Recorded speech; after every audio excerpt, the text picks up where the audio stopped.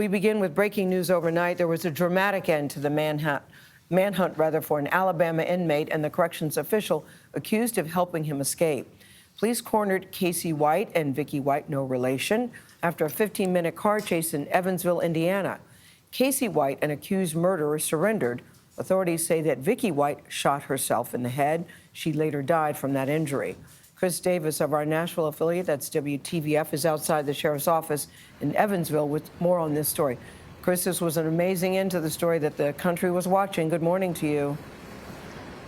Good morning, Gayle. Quite the story indeed. This search lasted nearly 2 weeks. We spoke to a deputy with the U.S. Marshals Service who leads the investigation. He shared new details about how these two were finally caught.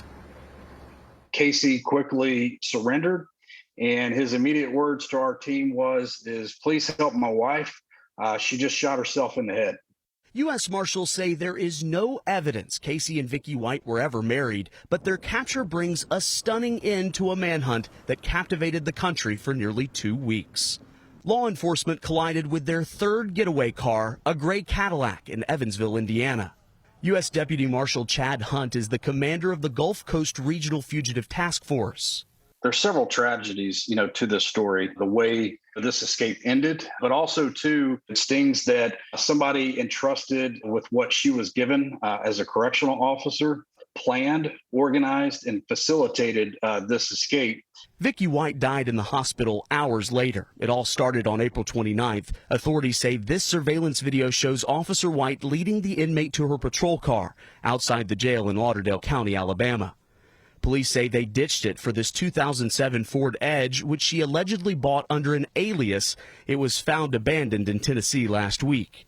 Before the duo was caught in Indiana, a tip led the Marshal Service to release these images, surveillance photos of a man they believed to be Casey White at an Evansville car wash last Tuesday. They say he abandoned that vehicle, a 2006 Ford F-150, there. Visiting with the car wash owner and some additional surveillance footage that led us to believe that they were in this gray Cadillac. From there, Deputy Marshal Hunt says law enforcement swept the area for that car.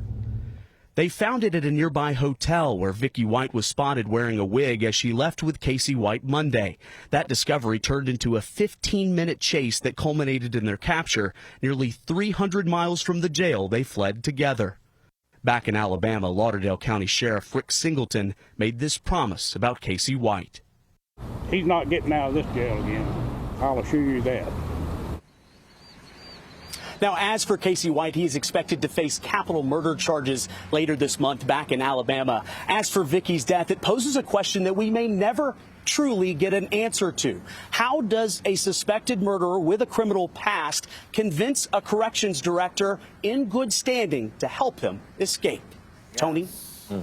That is the big question. Chris Davis from our Nashville affiliate WTVF. Chris, thank you very much. We were all following this story. I don't think anybody felt it was going to have a happy ending. Right. Nobody felt that. But it's just, I'm with Chris Davis. I want to know. There's so many answers to this story that we may never know the answer to. Unfortunately, it all goes away with Vicky. What was she thinking? What was she doing? Mm-hmm. Hard to hide. Tragic ending. Hard and to hide the decision to take her life at the very end. Yeah, I know. And him describing her as his wife, which is an interesting development. Questions there.